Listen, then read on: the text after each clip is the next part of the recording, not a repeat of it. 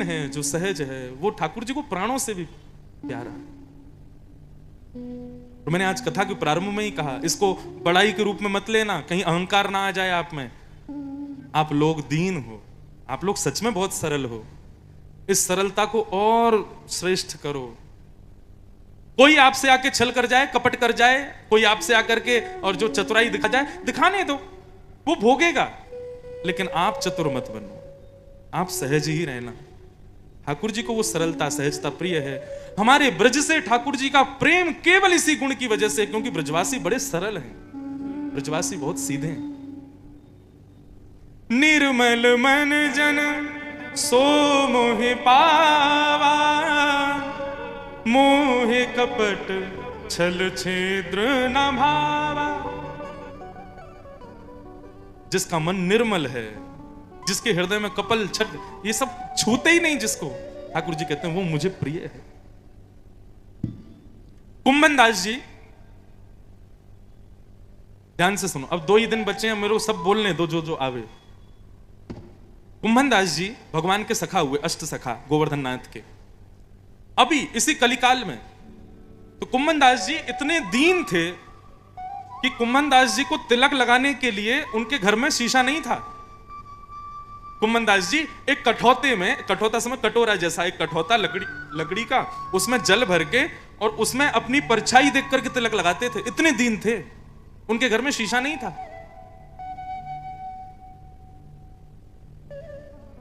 ऐसी स्थिति में भी ठाकुर जी के आगे ही गाते थे। कोई और कह देता ना कि कुंभन दास जी आपका गला बहुत मीठा है, कुछ गा के सुनाओ। कुंभन दास जी बोले तेरे लैया थोड़ी है, मेरे ठाकुर जी के लैया हैं, तो को थोड़ी सुनाऊंगा। एक बार ठाकुर जी उनकी गोद में बैठ करके खेल रहे थे और कुंभन दास जी को एक पद सुना रहे थे। इतने में ही एक बहुत बड़ा राजा अपनी आधी संपत्ति दान करने के लिए कुंभन दास जी के पास आ गया। कुंभन दास जी की कुटिया में जैसे ही राजा ने प्रवेश किया, सो ठाकुर जी वहां से अंतर ध्यान हो गए, ठाकुर जी वहां से गायब हो गए। सामने राजा खड़ा है अपनी आधी संपत्ति लेके, और कुंभन दास जी अभी तो यहीं बैठे, कहां चले गए? लाल जी अभी तो आप यहीं बैठे, कहां चले गए? अरे राजा, मेरे लाल जी अभी मेरी गोदी में बैठे, कहां चले गए? ठाकुर जी को खोजने लगे। राजा ने प्रणाम किया, बोले महाराज आपकी इस भक्त वत्सलता पर, आपकी इस दीनता पर मुझे बड़ी प्रसन्नता है, मैं अपनी आधी संपत्ति आपको देना चाहता हूं। कुंभन दास जी बोले भैया मैं बहुत संपन्न हूं, मुझ पर इतना धन है कि मैं तेरे जैसे 100 राजा खरीद सकता हूं, मुझे जरूरत नहीं है। ये जो धन है ना तुम्हारा, किसी दीन इनको दे देना। जबकि कुंभन दास जी के यहाँ सुबह यदि भोजन बनता था तो शाम को पाने के लिए रोटी नहीं होती थी। ऐसी स्थिति में भी उस राजा को बोले मैं तो बहुत संपन्न हूं, मुझे जरूरत नहीं, चलो जा। खूब प्रार्थना करने के बाद भी उसकी संपत्ति नहीं ली। राजा जैसे ही लौट करके गया, ठाकुर जी फिर से प्रकट हो गए। ठाकुर जी थोड़ी पे हाथ रख के बोले कुंभना, उस राजा को मैंने ही भेजा था, क्योंकि मुझे पता है मेरे कुंभना के घर में रोटी नहीं होती, मेरे कुंभना के घर में शीशा भी नहीं है, मेरे कुंभन दास के घर में सोने के लिए बिस्तर नहीं है, इसलिए मैंने राजा को कृपा करके ऐसा आदेश किया कि तुम जाओ, और तूने उसको वापस कर दिया, क्यों? कुंभन दास जी का उत्तर कितना सहज। कुंभन दास जी बोले ठाकुर जी यदि मैं राजा की संपत्ति ले लेता तो आप दोबारा मेरी गोद में पूछने नहीं आते कि तूने क्यों नहीं लिया, आप चले जाते। आप दोबारा मेरी गोद में आकर के बैठ गए, क्यों? क्योंकि आपको लगा कि इसने लिया क्यों नहीं। नाथ, रही बात संपत्ति की, तो मेरी सबसे बड़ी संपत्ति तो आप हो, मेरी सबसे बड़ी संपत्ति तो आपका भजन है, मैं इसके आगे और क्या मांगूं। ऐसी सरलता ठाकुर जी को प्रिय है बंधुओं, ऐसी दीनता ठाकुर जी को बहुत भाती है। इसलिए प्रार्थना है मेरी, दीन रहो, सदा झुक करके रहो, जितना हो सके सहज रहो, ज्यादा छल कपट चतुराई में मत रहो, ठाकुर जी को प्रिय नहीं।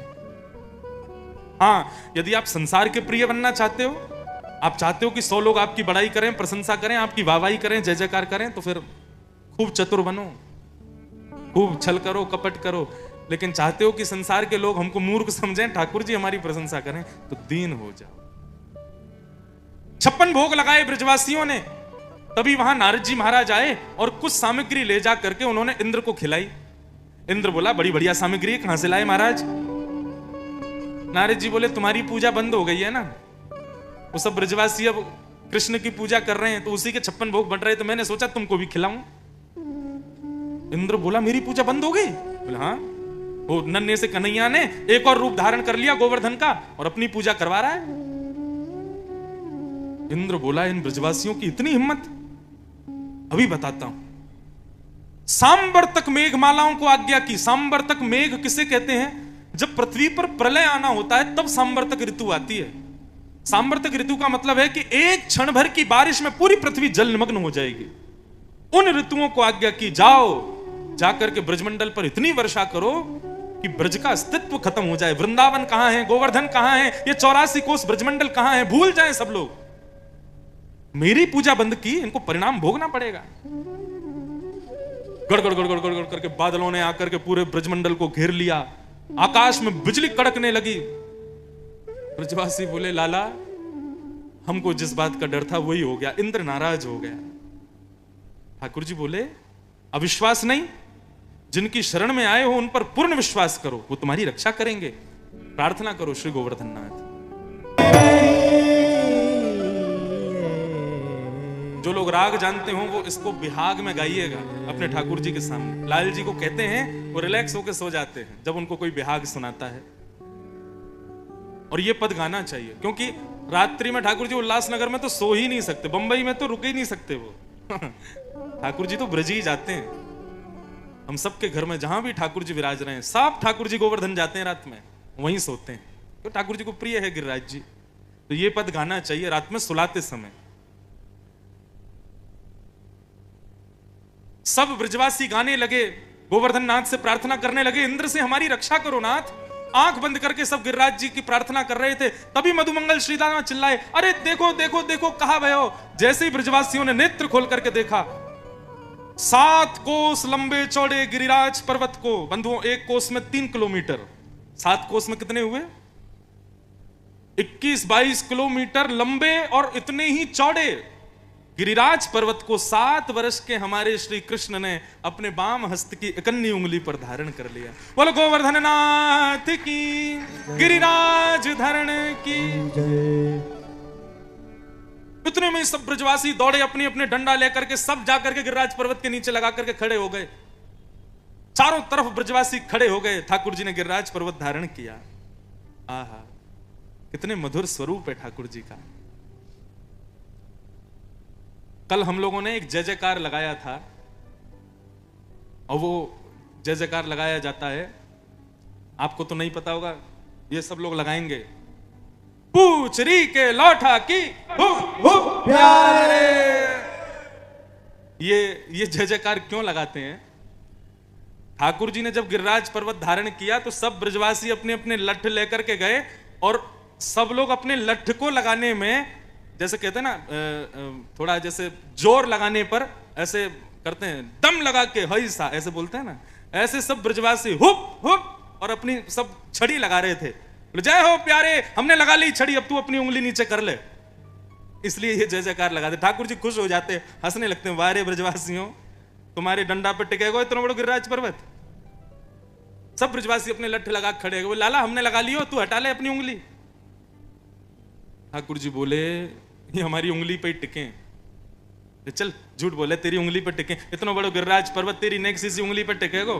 बोले हम बे, मेरी उंगली पे ही टिके। बोले लाला देख, अब तू बातन न मत बनावे, हमने अपनी छड़ी लगा ली, तू अपनी उंगली नीचे कर ले। ठाकुर जी बोले ऐसे नहीं मानोगे, मैं हटा ही रहा हूं। बोले हाँ हटा ले। अब एक आध ब्रजवासी नहीं थे, लाखों ब्रजवासी, तो सबने छड़ी लगा रखी थी अपनी। जैसे ही ठाकुर जी ने अपनी कन्नी उंगली नीचे करी, सोई महाराज गिरिराज पर्वत, तो विशाल गिरिराज पर्वत नीचे आने लगे। वो पतले पतले बांस के डंडा पे थोड़ी टिकेंगे, चट चट चट करके सबके डंडे टूटने लगे। अरे लाला संभाल संभाल संभाल। ठाकुर जी ने फिर से उंगली लगाई, और अकेले अब ठाकुर जी की उंगली पे पूरा गिरिराज पर्वत टिका हुआ है। सब ब्रजवासी अपने टूटी हुई छड़ियों को थोड़ी से लगा के खड़े हुए। लाला तेने इतना बड़ा पर्वत कैसे उठा लियो? भगवान बोले, हम बचपन से बताते आए, लेकिन आप लोगों ने हमारी बात कभी नहीं मानी। बोले कहा बताई भैया तेने? बोले मैंने बार बार कही कि मैं जय जाऊं, मेरी पूजा करो, तुम लोग मानो ही ना हो। ये गोपी, या तो मैंने कही सत्यनारायण की पूजा मत करे कर, मेरी कर लेकर, मैं ही भगवान हूं, माने ही ना है। सब ब्रजवासी बोले, लाला देख, तू कछु कहकर, तू राजा कह अपने आप पे, महाराजा के, लेकिन तू भगवान मत कहकर अपने आप पे। ठाकुर जी बोले दिक्कत क्या है? ब्रजवासी कहते हैं, राजा महाराजा या लाला बनो रहेगो तो हमारो रहेगो। यदि अपने आप को भगवान कहेगो तो भगवान तो सबको होवे, हम अपने लाला को सवन को ना दे सकें। तू तो हमारो है लाला, बस हमारो है। लेकिन लाला आज तुमको बतानी पड़ेगी तेरी उंगली में इतनी शक्ति कैसे आई। तब ठाकुर जी गा रहे हैं। हमारे ब्रज में अगर कथा हो ना तो ये पंक्ति सब गाते हैं, पूरी जनता साथ में गाती है, श्रोता। कैसे है?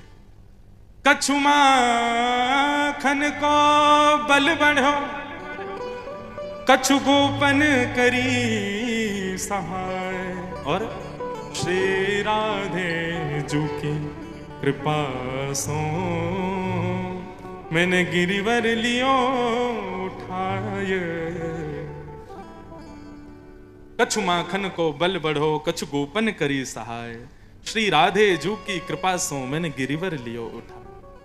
लाला तने माखन तो बहुत खायो, लेकिन हम गोपन ने कहा सहायता करी। बोले तुम सबरे मेरी उंगली पे देख रहे, तुम्हारी आंखन ते सबरी शक्ति तुम लोगों की मेरी उंगली में आ गई। ठाकुर जी बोले यही तो बात है, हम तो पहले ही कह रहे तू भगवान है ही ना, हमारी शक्ति ले लिये तेने, तभी हम कमजोर रहते जा रहे हैं। हमारी मैया 3-3 गिलास दूध पिवावे तब भी हम पतरे दुबरे, या नंद के लाला ने हमारी शक्ति चुरा ली है सबरी। लेकिन लाला जो तेने अंतिम बात कही, श्री राधे जू की कृपा सो मैंने गिरिवर लियो उठाए, या को कहा भाव है। श्री जयदेव महाप्रभु आज से 1000 वर्ष पहले हमारी पृथ्वी पर एक महाकवि पैदा हुए जिनका नाम था श्री जयदेव महाप्रभु। अभी आप लोगों को बहुत कुछ सुनाना बाकी है, क्या करूं, मुझ पे 7 ही दिन हैं। श्री जयदेव महाप्रभु, इन्होंने एक श्रृंखला लिखी ठाकुर जी को रिझाने के लिए, उसको कहते हैं गीत गोविंद। क्या कहते हैं? कोई गीत गोविंद। गीत गोविंद भगवान को इतना प्रिय है, इतना प्रिय है, आज भी यदि कोई व्यक्ति गीत गोविंद का पाठ करे तो श्री भक्तमाल जी में नाभाजी लिखते हैं, ता सुनवे राधा रमण अवस पधारे। यदि अभी मैं एक पंक्ति यहां गीत गोविंद की गा दूंगा ना तो आपको पता नहीं चलेगा, लेकिन वायु के रूप में ही सही ठाकुर जी यहां आएंगे ही आएंगे, उनको आना पड़ेगा। गीत गोविंद में वो सामर्थ्य है। कल की कथा का विश्राम है ना, कल कथा प्रारंभ गीत गोविंद से ही करेंगे, और उस अष्टपदी का एक पंक्ति में सुना देता हूं, बस देखना ठाकुर जी आएंगे। क्योंकि ये संतों ने कहा है कि गीत गोविंद के बारे में क्या सुनाऊं। एक माली की बेटी थी, वो अपने बगीचे में फूल तोड़ते हुए गीत गोविंद गाती थी, तो श्री जगन्नाथ भगवान उसके पीछे पीछे चलते थे। आज जैसे ही मंदिर में आरती के लिए पुजारियों ने किवाड़ खोली मंदिर की, तो देखा जगन्नाथ भगवान के सारे वस्त्र फटे हुए हैं, जगन्नाथ भगवान के आंखों के आसपास कांटे लगे हुए हैं। पुजारी जी ने तुरंत किवाड़ बंद करके कहा, जय जय, ये आपके वस्त्र कैसे फट गए, आपकी आंखों पे कांटे कैसे लगे, आपकी भुजाएं ऐसी कैसे हो गई। तब ठाकुर जी बोले, अरे वो जगन्नाथपुरी में एक माली है, उसकी बेटी गीत गोविंद गाती है, और वो तभी गाती है जब वन में जाती है। वन में कांटे कूड़े सब होते हैं, लेकिन मैं इतना मंत्रमुग्ध हो जाता हूं सुनने में कि वो सब कांटे मेरे अंग पर लग जाते हैं। और छोड़ो, एक मौलवी, उन्होंने एक बार अपने एक हिंदू मित्र से कहा कि तुम्हारे खुदा कैसे दिखते हैं, मुझे उनको दिखना है। तो जो हिंदू थे उन्होंने कहा कि यदि आपको हमारे ठाकुर जी देखने हैं तो ये लो, गीत गोविंद का पाठ करो। तो मौलवी संस्कृत जानते थे, उनको हिंदू ने केवल इतना कहा, आप ना सामने एक आसन रख दिया करो, खाली आसन, और उस खाली आसन के सामने आप बैठ करके गीत गोविंद का पाठ करो, एक ना एक दिन ठाकुर जी जरूर आएंगे। तो मौलवी गीत गोविंद सुनाते थे केवल हमारे ठाकुर जी का दर्शन करने के लिए।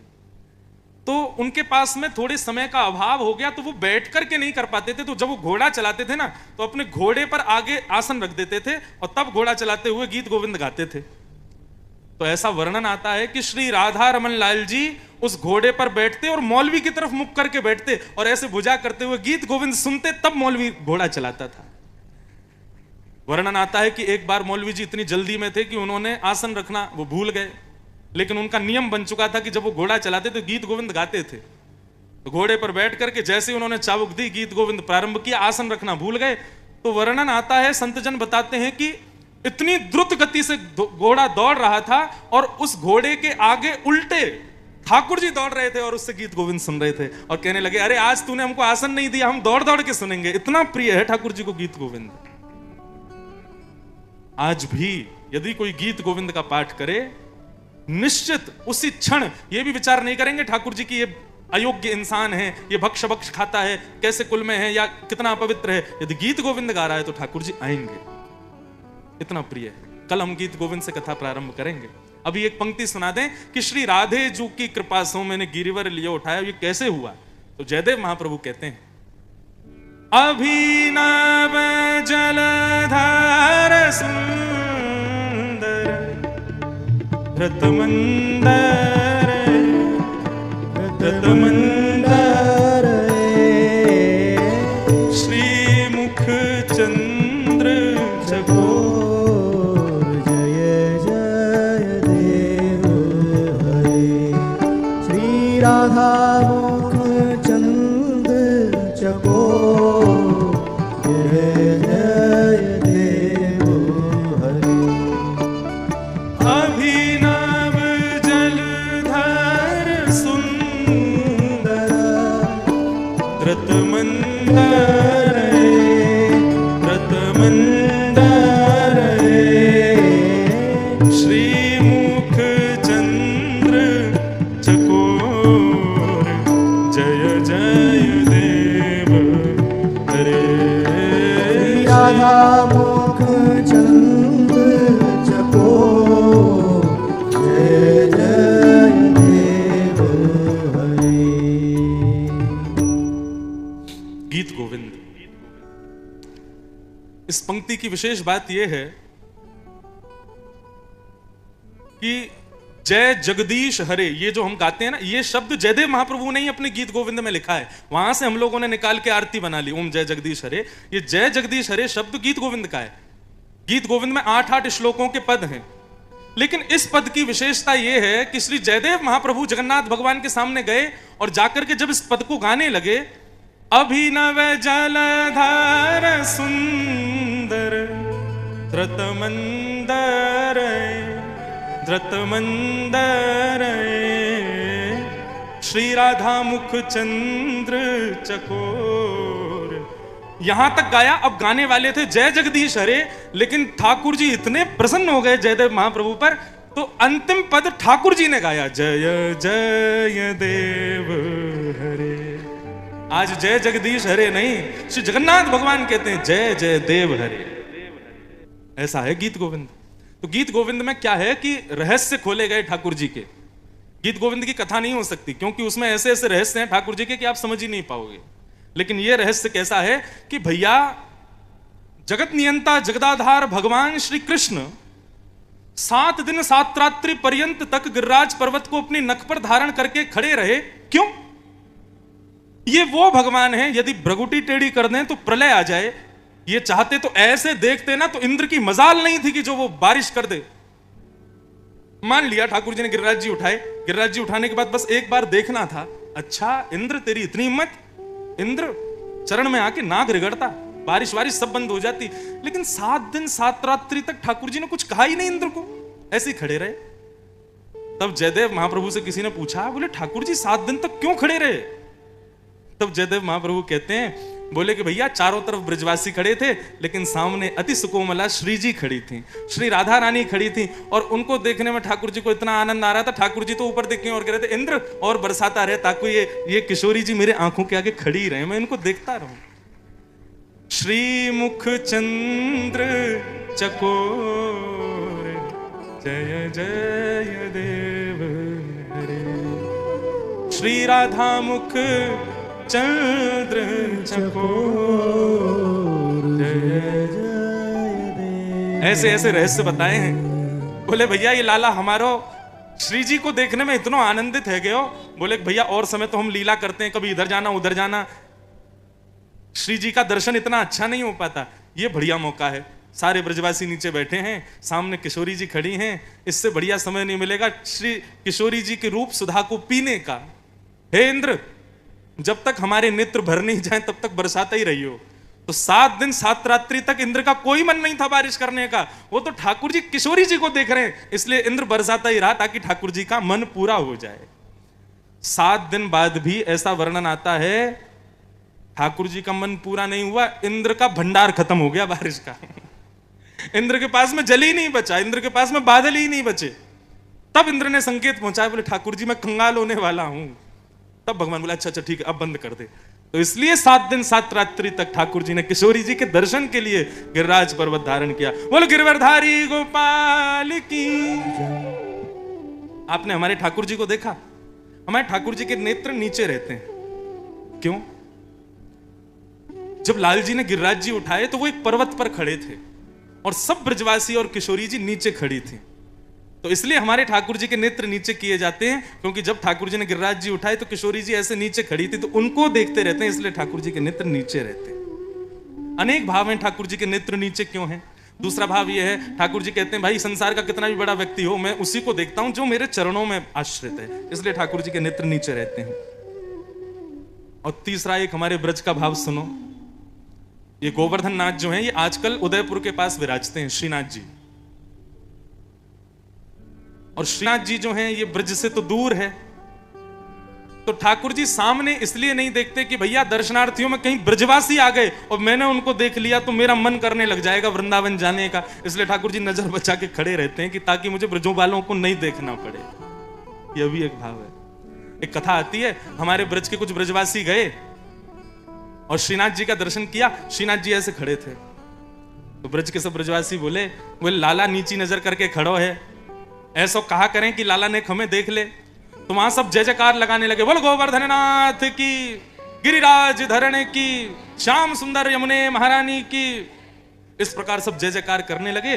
ठाकुर जी ऐसे ही खड़े थे। इतने में ही दोनों ब्रजवासी बोले ऐसा जय जयकार बोलो कि लाला आंख उठा के ऊपर देखे, भैया ये कौन आए हो? इतने में ही ब्रजवासी पता है क्या बोले? बोल वृषभानु के जमाई की। अब जैसे ही कहीं वृषभानु के जमाई की जय, सो ठाकुर जी ने नेत्र ऊपर करके देखा ये कौन आए? बोले ओहो देख लियो ठाकुर जी, जय हो जय हो जय हो, प्रणाम हमारे लाल जी। इसलिए ठाकुर जी नजर बचा के बैठे रहते, बोले कहीं ब्रजवासी नहीं आ जाए।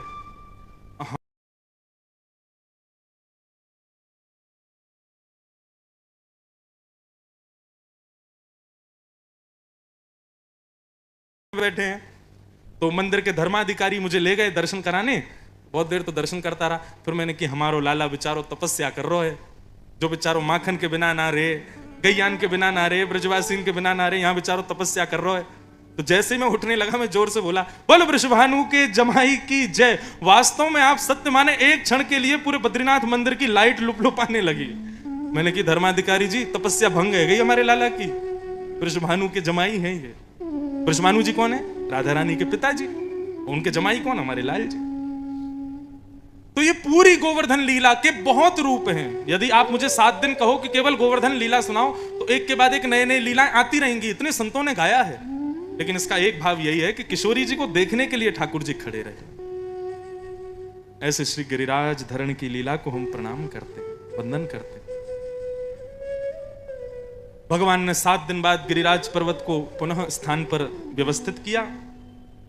इंद्र ने आकर के भगवान से क्षमा मांगी और भगवान ने इंद्र को क्षमा किया। तब इंद्र ने भगवान का नामकरण किया इंद्रेश। इंद्रश्य ईश्वरः इति इंद्रेशः, जो मेरे भी ईश्वर हैं वो श्री इंद्रेश। कई लोग हमारा नाम लेके बोलते हैं महाराज आप तो इंद्र देवता हो। मैंने कहा इंद्र देवता नहीं बेटा, इंद्र के भी स्वामी हैं, इंद्रेश हैं।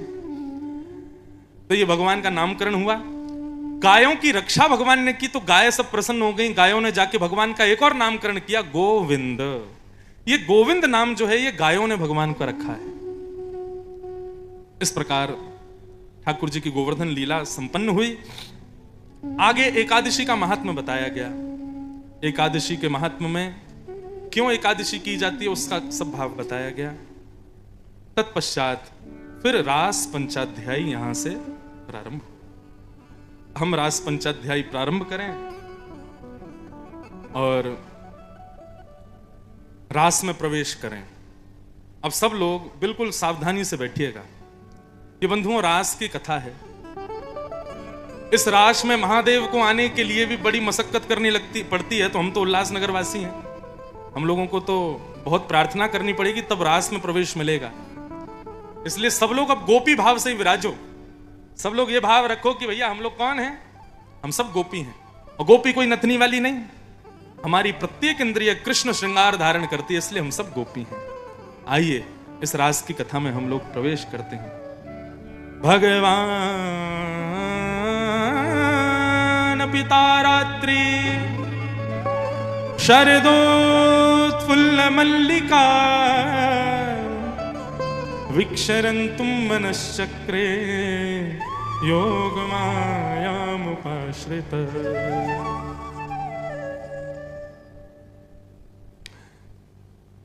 रस और रास दो बातें। आप लोग कथा में क्यों आते हो?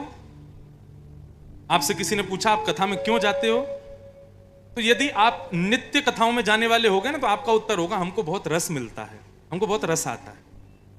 कई लोग जब हम कथा करके उतरते हैं तो कहते महाराज जी आप बहुत रस बरसाते हो, ऐसा बोलते हैं ना। रस और रास दोनों में केवल एक मात्रा का डिफरेंस है। र के पीछे आ की मात्रा लगा दो तो क्या बन जाए? रास। और आ की मात्रा हटा दो तो क्या बन जाए? रस। रस और रास दोनों में अंतर कितना है? आप यहां कथा सुनने के लिए आते हो, आप दरबार में प्रणाम करने आते हो, आप वृंदावन बिहारी जी, राधा रमन लाल जी, राधा वल्लभ लाल जी, राधा दामोदर लाल जी का दर्शन करने आते हो। ये सारी आपकी क्रियाएं जो ठाकुर जी से मिलने की होती हैं, ये सब रस कहलाती हैं। लेकिन आपकी भक्ति से प्रसन्न होकर ठाकुर जी उल्लासनगर आ जाएं, ये रास है। समझ में आई बात की ऐसी ताली बजा रहे हो? सीधी बात, आपको वृंदावन जाना पड़े बिहारी जी को देखने के लिए रस है, लेकिन ठाकुर जी आपको देखने उल्लासनगर आ जाएं, ये रास है। कल रास हुआ था, क्यों? सब लोग हमारे लाल जी से मिलने आते हैं, लेकिन कल लाल जी आप लोगों से मिलने आए, वही तो रास है। ठाकुर जी पधारे। और एक बात बताऊं, रास हम सबके साथ हुआ है। कितने घरों में गोपाल जी विराज रहे हैं? हाथ ऊपर करो। सब घरों में विराज रहे हैं। जब वो गोपाल जी आपसे, आपके साथ उल्लासनगर आए, उसी दिन से रास प्रारंभ हो गया। आप सबके घर में रास हो रहा है। बस हाँ ये है कि आप लोग उसको व्यवस्थित कर रहे हो कि नहीं, ये समझने वाली बात है। आप उसको अनुभव कर रहे हो कि नहीं, ये समझने वाली बात है। रस और रास, वैसे देखा जाए वास्तविकता में अभी हम लोग रस की अवस्था में हैं। हम सब द्वारिकाधीश से मिलने जाते हैं, बिहारी जी से मिलने जाते हैं, राधा रमण जी से मिलने जाते हैं, परंतु इन कथाओं को सुनकर के भक्ति भावना हृदय में धारण करके अपने रस को इतना बढ़ा लो, इतना बढ़ा लो कि एक दिन ठाकुर जी आपसे मिलने आ जाएं, सो ही रास हो जाएगा। रास का मतलब नाचना नहीं होता, रास का मतलब नृत्य करना नहीं होता, रास का मतलब गली मोहल्ले की लड़के लड़कियां आपस में एक दूसरे को डांडिया खेल रहे हैं, उसको रास कहते हैं लोग। ये रास नहीं है। रास का मूल अर्थ क्या है? विचार करो, आप ठाकुर जी से मिलने वृंदावन जाते हो तो इतने उत्साहित हो जाते हो कि बिहारी जी के सामने खड़े होकर नाचने लगते हो। सोचो कभी बिहारी जी आपसे मिलने के लिए आ गए तो आपकी हालत क्या होगी, आपकी स्थिति क्या होगी? उस स्थिति का वर्णन नहीं किया जा सकता, अलग ही होगी स्थिति।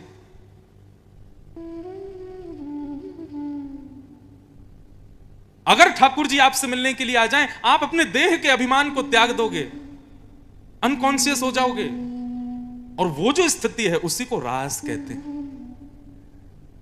गोपियां नित्य ठाकुर जी से मिलती, लेकिन आज ठाकुर जी ने उनसे मिलने का मन बनाया तो गोपियां इतनी आनंद में भर गई कि उस आनंद की पराकाष्ठा नृत्य में बदल गई, नाचने लगी गोपियां। इसलिए हमको लगता है कि रास का मतलब नृत्य होता है, लेकिन नृत्य नहीं है रास का मतलब। सीधा अर्थ है, रस का मतलब भक्त भगवान से मिलने जाए, और रास का मतलब भगवान भक्त से मिलने आवे। बस।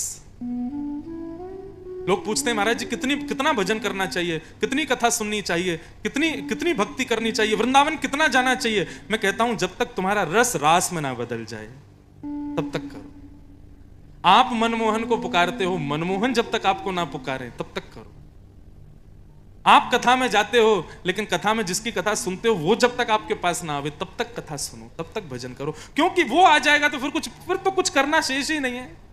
वो मिल गए तो फिर सब हो गया, बस प्रस्थान है फिर तो। यही है अंतर रस में और रास में। हम सबको रास की अवस्था प्रकट करनी है, हम सबको रास में प्रवेश करना है, और उसी की प्रक्रिया भागवत के माध्यम से बताई जाती है। क्यों कहते हैं गले में कंठी माला पहनो, उर्धपुंड तिलक लगाओ, नाम जप करो, ठाकुर जी की सेवा करो, अशुद्ध भोजन मत करो? क्यों? ताकि हमारा रास हो सके। एक दिन रास की अवस्था में आना चाहते हैं हम, उसी का निर्माण तो है। आज भगवान ने मन बनाया कि मैं गोपियों से मिलूंगा, क्योंकि गोपियां नित्य यमुना जी को प्रणाम करती हैं, कात्यायनी मैया को प्रणाम करती हैं और एक ही वरदान मांगती हैं कि कृष्ण हमको पति रूप में प्राप्त हो। मैंने कल भी बताया था, मैं आज भी कह दूं, ये रास में आने वाली भगवान के संग गोपियां, ठाकुर जी की आयु कितनी, 7.5 वर्ष की रास के समय, और जितनी गोपियों के संग ठाकुर जी ने रास किया उनकी आयु कितनी है, तो कहते हैं 6 वर्ष से लेकर के 120 वर्ष तक की गोपी है। मतलब यशोदा मैया की सास की उम्र की गोपी भी ठाकुर जी को पति मानती है। अब विचार करो, ये सांसारिक प्रेम कैसे हो सकता है? कितना भी कह लेना, आज भी 7.5 वर्ष का बालक ये नहीं जानता स्त्री पुरुष का भेद क्या होता है। रास को आप कैसे कह सकते हो कि ये एक काम लीला है? कई लोग बहुत प्रश्न उठाते हैं हमारे ठाकुर जी पे, ये कौन से भगवान है, गले में गलवैयां डाल के गोपियों के संग रास बिहार कर रहे हैं। अरे स्थिति तो देखो, 7.5 वर्ष के ठाकुर जी और 120 वर्ष की गोपी। कई गोपियां तो ऐसी थी कि उसको भी 4 गोपी उठा के लाई थी और वो भी मांग में सिंदूर भर के ठाकुर जी के लिए आई है। उसको नाचना नहीं आता, ठाकुर जी उसके गले उसके हाथ को अपने गले में लगा के और तब उसको नचा रहे हैं। ये काम कैसे हो सकता है? ये विशुद्ध प्रेम है, ये निष्काम प्रेम है, जिस प्रेम की हम परिकल्पना नहीं कर सकते वो प्रेम है ये। अब आप पूछेंगे कि महाराज जी कैसे संभव हुआ? तो बंधुओं, ये जो ब्रज की गोपियां हैं ना, ये सामान्य गोपियां नहीं है, इन सबकी तपस्या है गोपी बनने के पीछे। भगवान श्री राम जब अयोध्या में प्रकट हुए तब दंडकारण्य वन में कई लाखों संत बैठे थे उनके दर्शन करने के लिए। जैसे ही भगवान ने रावण का वध किया, अयोध्या जाने के लिए पुष्पक विमान में बैठे, हनुमान जी ने आकर के कहा, नाथ थोड़ी देर के लिए दंडकारण्य वन चलेंगे, वहां लाखों संत आपकी प्रतीक्षा कर रहे हैं। राम जी बोले, हनुमान संभव नहीं है। क्यों? क्योंकि भरत ने मुझे वचन दिया है कि यदि मैं 14 वर्ष से एक दिन भी ज्यादा विलंब से यदि अयोध्या पहुंचा तो मेरा भाई भरत मुझे जीवित नहीं मिलेगा। 14वां वर्ष पूर्ण होने में चंद घंटे बचे हैं और मुझे उसमें अयोध्या पहुंचना है, और दंडकारण्य वन के लाखों संतों से मैं कैसे मिल पाऊंगा? हनुमान जी बोले, वहां तो एक भरत प्राण त्यागेगा, यहां तो लाखों भरत प्राण त्याग देंगे नाथ, कैसे संभव करोगे? अब ठाकुर जी बोले, हम कहते हैं, हम वचन देते हैं, इन संतों से कहो थोड़ी और प्रतीक्षा करें, जब द्वापर प्रारंभ होगा तब हम कृष्ण बन करके आएंगे, और ये सब दंडकारण्य वन के संत अपने भजन के प्रताप से ब्रज की गोपी बन के आएंगे। और कुछ संत पहले जन्म ले लेंगे, कुछ बाद में जन्म लेंगे, हो सकता है कुछ हमारे समकाल में जन्म लें। इनको तब तक तो लगेगा कि हम संसारी हैं जब तक ये मुझसे नहीं मिलेंगे, लेकिन ये जैसे ही मेरे को पहली बार देखेंगे गली में, मोहल्ले में या कहीं भी, मेरा दर्शन करते ही इनको अपने पूर्व जन्म की स्मृति आ जाएगी और इनको पता चल जाएगा ये वही रघुनाथ जी कृष्ण बन के आए हैं। पूरा सब भाव यहीं स्पष्ट हो जाता है कि जिन गोपियों के साथ ठाकुर जी ने रास किया, ये गोपियां अभी की नहीं थी, ये सतयुग से प्रतीक्षा कर रही थी ठाकुर जी की। और जब से नंद नंदन का जन्म हुआ, नंद घर आनंद भयो जय कन्हैया लाल की, क्यों 1 वर्ष तक उत्सव मनता रहा? क्योंकि जो जो गोपी नंद भवन में जाके ठाकुर जी को देखे उसको याद आ जाए, अरे ये तो वही रघुनाथ जी ठाकुर जी बन के आए हैं। तो वो आनंद में इतना नृत्य किया कि 1 वर्ष तक उत्सव चलता रहा। इसलिए 120 वर्ष की गोपी भी ठाकुर जी की दीवानी है और 6 वर्ष की गोपी भी ठाकुर जी की प्रेमिका है, क्योंकि सब जानते हैं कि ये साक्षात परब्रह्म है। यदि इनके साथ आज नाच लिए तो फिर संसार में कभी नाचना नहीं पड़ेगा। इसलिए इसमें काम का दर्शन नहीं है। आज ठाकुर जी शरद पूर्णिमा का दिन था और वन में गए, और वन में जाकर के ठाकुर जी ने देखा, हमने तो निमंत्रण दिया था शरद पूर्णिमा पे मिलेंगे, एक भी गोपी नहीं आई। वास्तविकता तो ये थी, गोपियां प्रतीक्षा कर रही थी कि ठाकुर जी एक बार और बुला दें। मतलब कई लोग होते हैं ना, उनको कार्ड भेज दो कथा का, फिर भी नहीं आएंगे। बोले क्यों, फोन नहीं किया था हमको। होते हैं कई लोग, शादी का निमंत्रण दे तो फिर भी नहीं आते। क्यों नहीं आते? फोन ही नहीं किया। फोन तो करते। ऐसी गोपियां, इनको ठाकुर जी ने निमंत्रण दिया शरद पूर्णिमा पे हम मिलेंगे, लेकिन ये गोपियां इंतजार कर रही हैं एक बार और ठाकुर जी कह दूं तो फोन कर दें। ठाकुर जी की तो एक ही फोन है, निकाली वंशी, अपने कोमल उंगलियों से उसके छिद्रों को आच्छादित किया, अपने ओष्ठ पर उसको लिटा करके अपनी भ्रगुटी टेढ़ी करके ठाकुर जी ने जैसे ही प्राण पिरोए, बाज उठी वंशी वृंदावन में। अब उस मुरली की धुन को सब लोग सुन रहे हैं, लेकिन सबको लग रहा है कि देखो आज कन्हैया कितनी प्यारी वंशी बजा रहा है। लेकिन कृष्ण प्रेम में उन्मुक्त जितनी गोपियां हैं, वो गोपियां विचलित होने लगी, बोली वंशी नहीं बजा रहे, हमको बुला रहे हैं। वंशी की ध्वनि ध्वनि के रूप में सामान्य लोगों को सुनाई दे रही है, लेकिन कृष्ण प्रेम में उन्मुक्त गोपियों को वो ध्वनि शब्द के रूप में सुनाई दे रही है। अरे चल गोपी, तेरी प्रतीक्षा कर रहा हूं, जल्दी आ। सब गोपियां जिस जिस काम में हैं उसी से ही दौड़ी हैं ठाकुर जी से मिलने के लिए। यादो हने बहनने मथनो पलेप प्रेंखें खनार भरुदितो क्षण मार्जनादौ। कोई गोपी गैया का दूध निकाल रही है, जैसी वेणु की ध्वनि आई बीच में ही भागी। कोई गोपी अपने पति को भोजन करा रही थी, पति ने कहा देवी सुनो दाल में नमक कम है, थोड़ा रामरस लाओ। लेने गई थी नमक, तभी वेणु की ध्वनि आ गई तो नमक की जगह शक्कर लेके भागी, पति की दाल में झोंक के तुरंत भागी, बोले मुझ पर समय नहीं, ठाकुर जी बुला रहे हैं। कोई गोपी अपने बालक को सुला रही थी, लेकिन जैसी वेणु की ध्वनि सुनी बालक को पति को पकड़ाया, दौड़ी सीधी। एक गोपी अपना श्रृंगार कर रही थी, आंखों में काजल लगा रही थी, अंज लोचने। जैसी आंखों में काजल लगाने लगी, सुई वेणु की ध्वनि आई, हाथ हिलने लगे, हाथ पांव कांपने लगे। एक आंख में तो जगन्नाथ भगवान जैसा काजल लगा, दूसरी आंख में लगाया ही नहीं, अस्तव्यस्त श्रृंगार में भागी। दूसरी गोपी बोली अरे ये कैसा श्रृंगार करके आई है, एक में तो काजल लगा रखा है इतना सारा और दूसरे में लगाया ही नहीं। गोपी बोली हमारो लाला यदि बाहर का स्वरूप देखता ना तो पूतना सबसे सुंदर बन के आई थी, लेकिन हमारे लाला ने बाहर का स्वरूप स्वीकार नहीं किया, मार दिया उसको। लाला तो भीतर को श्रृंगार देखे, बाहर को थोड़ी देखे। मतलब यदि आप रास पंचाध्यायी देखेंगे उठा करके तो कृष्ण रास विहार करने के लिए आई हुई गोपियों की स्थिति यदि देखोगे तो किसी के बाल खुले हुए हैं, किसी की लालिमा फैली हुई है, किसी की एक आंख में काजल दूसरी में है ही नहीं है, किसी ने अस्तव्यस्त वस्त्र पहने, मतलब कोई भी व्यवस्थित होकर के नहीं गई है ठाकुर जी के पास। और तब भी ठाकुर जी कह रहे हैं आहा कितनी सुंदर लग रही हो आप सब। क्यों? क्योंकि बाह्य श्रृंगार नहीं है, हृदय को सजा करके गई हैं सब। भगवान ने स्वागत किया, स्वागतम वो महाभाग प्रियम किम करवाणि वह ब्रजस्यानामयं कश्चित् ब्रूतागमन कारणम। ठाकुर जी ने पहले तो स्वागत किया, आइए आइए आइए आइए आइए, सब लोगों को बहुत बहुत प्रणाम। सब गोपियां खड़ी हैं, ठाकुर जी को एक टक अपलक नेत्रों से निहार रही हैं। लेकिन तुरंत ठाकुर जी बोले इतनी रात को अपने पति बच्चे परिवार सबको छोड़ के आप सब लोग इस विहंगम जंगल में क्यों आई हो? ब्रूतागमन कारणम, आपके आने का कारण क्या है? गोपियों ने कोई उत्तर नहीं दिया।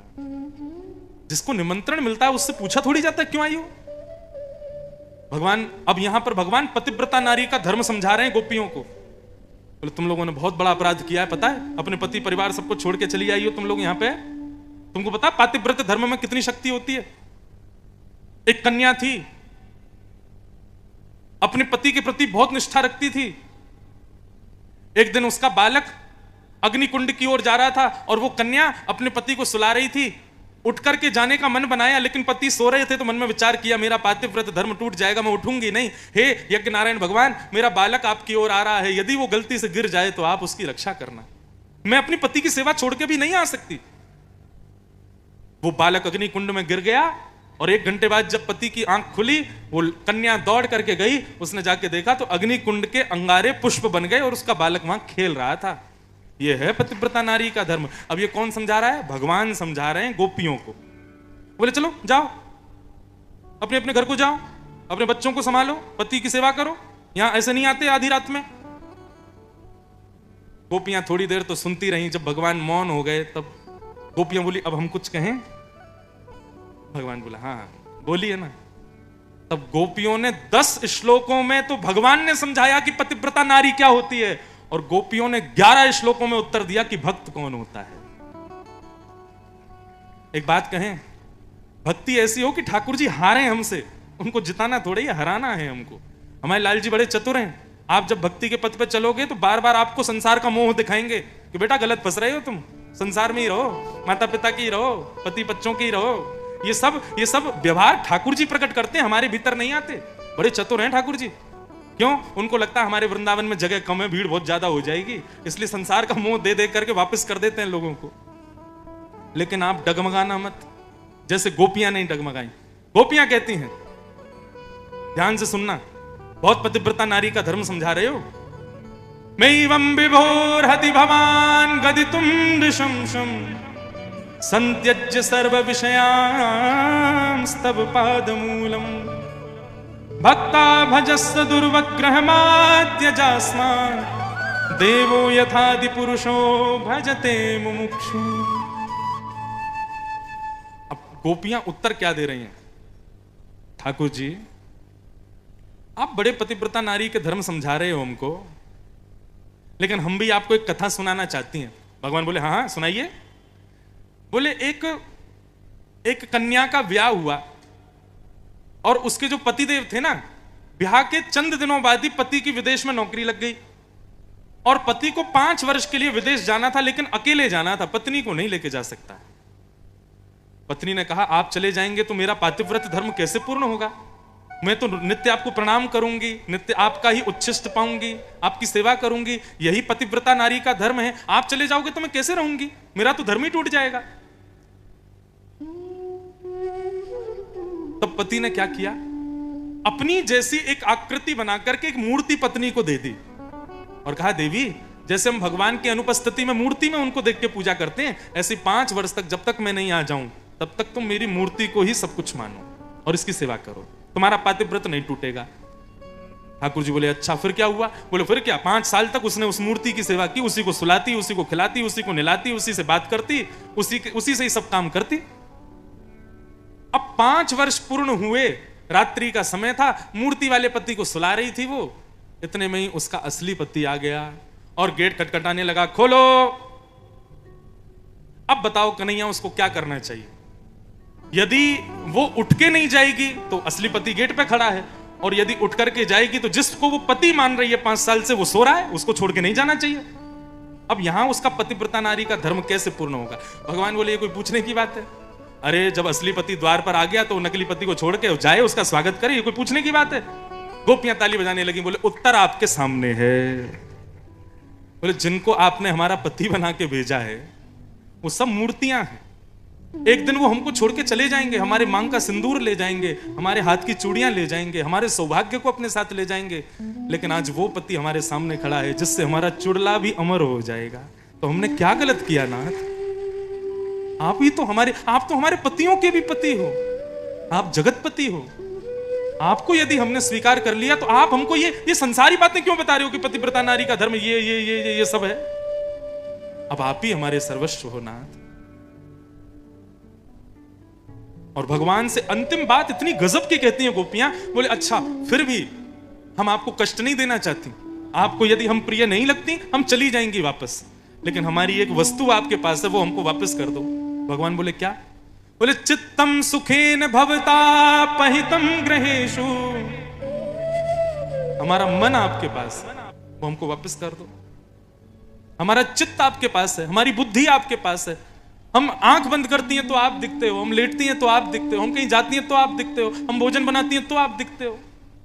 ये स्थिति हमारी नष्ट कर दो, हमारे हृदय में जो आपके प्रति भक्ति है उसको खत्म कर दो, हम चली जाएंगी वापस। और यदि आप ऐसा नहीं कर सकते तो हमको स्वीकार कर लो। ठाकुर जी प्रसन्न हो गए गोपियों से, बोले मैं तो परीक्षा ले रहा था आप लोगों की, पर आपकी इस भक्ति पर मैं बारंबार आपको प्रणाम करता हूं। और सब गोपियों के साथ भगवान ने रास विहार प्रारंभ किया। इतने में कामदेव आ गया। भगवान बोले तू काय को आया भाई? बोले सुंदर स्त्री पुरुष जब एकांत में मिलते हैं तो मुझे तो आना पड़ेगा। भगवान बोले स्त्री पुरुष नहीं है हम, मैं परमात्मा हूं, ये जीवात्मा है। बोले देख तो स्त्री पुरुष की तरह ही लग रहे हो आप लोग। भगवान बोले ठीक है तो फिर तू आके दिखा।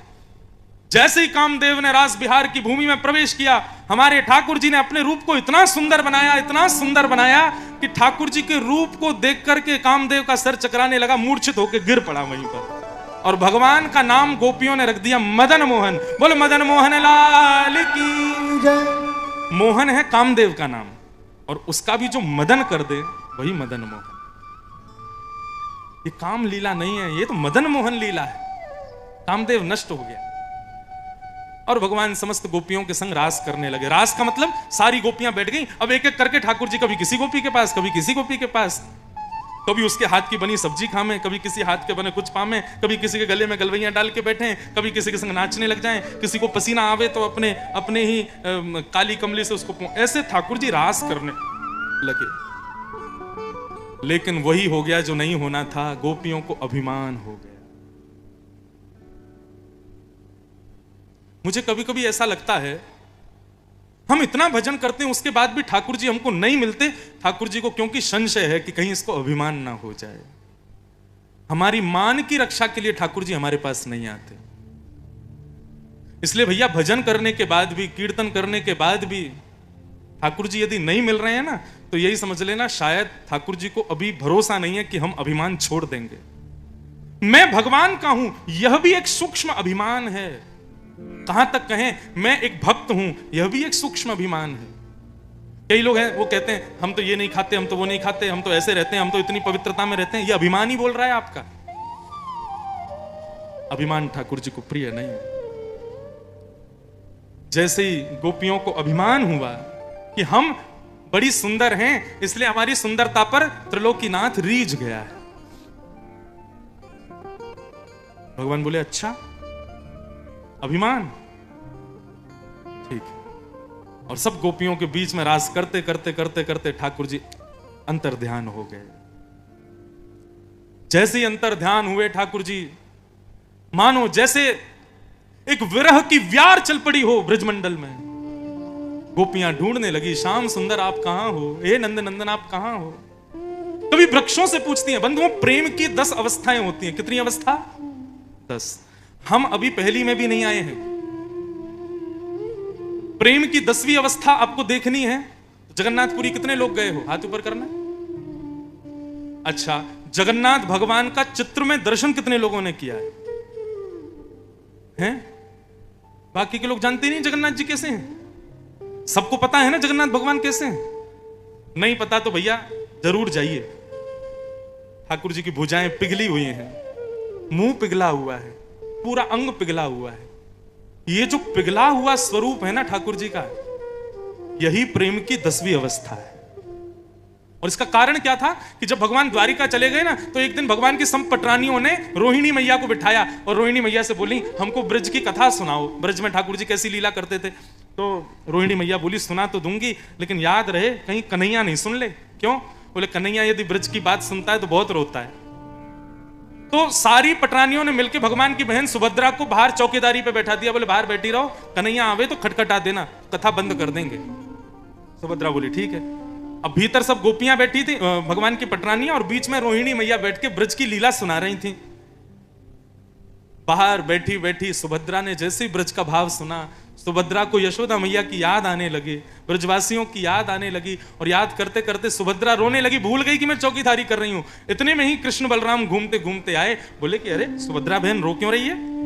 एक तरफ कन्हैया बैठ गए, दूसरी तरफ दाऊ दादा बैठ गए और कान लगा के सुनने लगे भीतर क्या हो रहा है। इतने में ही सुना वृंदावन की चर्चा। ब्रजवासियों की याद आने लगी ठाकुर जी को। मधुमंगल, श्रीदामा, तन सुखा, मन सुखा, धन सुखा, सबकी याद आने लगी। और याद करते करते स्थिति ये हुई, ठाकुर जी की भुजाएं खड़ी हो गईं। मानो ठाकुर जी कहने लगे मेरे ब्रजवासियों को लाकर के मेरे हृदय से लगा दो। लेकिन इतने में ही प्रेम की 10 अवस्थाएं पार हो गईं और ब्रजवासियों को याद करते करते ठाकुर जी का पूरा विग्रह पिघलने लगा। प्रकट हो गए श्री जगन्नाथ भगवान। बोलो जगन्नाथ भगवान की। ये प्रेम की 10वीं अवस्था के ठाकुर जी हैं। प्रेमी की याद में एक प्रेमी पिघल जाए मोमबत्ती की तरह। हम प्रेम की पहली अवस्था में भी नहीं आए हैं, लेकिन गोपियां प्रेम की 8 अवस्थाएं पार कर गई। और 8वीं अवस्था में क्या होता है कि जड़ भी चेतन दिखने लगता है। मतलब ये सामने वृक्ष को भी यदि प्रेम की 8वीं अवस्था का व्यक्ति देखेगा ना, तो वो इसको भी सोचेगा ये भी बोलता है। तुमने कन्हैया को देखा? अरे बोलो ना, बोलते क्यों नहीं हो? ऐसी स्थिति गोपियों की हो गई। पशु पक्षियों से पूछने लगी तुमने देखा? मोर को देखती बोली अरे तू तो सदा हमारे श्याम सुंदर के मुकुट में रहता है, तू बता दे ना तूने देखा श्याम सुंदर कहां है। तुलसी को देख के पूछने लगी अरे ये तो हमारी सौत है, क्यों? इसके बिना ना पानी पीते हैं, ना दूध पीते हैं, ना भोजन करते हैं। जब तक ये नहीं डलेगी तब तक कुछ नहीं करते। तू बता दे कहां है हमारे ठाकुर जी। ऐसी स्थिति गोपियों की हो गई। विरह से व्याकुल होकर के गोपियां यत्र तत्र ढूंढने लगी श्याम सुंदर कहां चले गए। मीराबाई कहती हैं जादू करके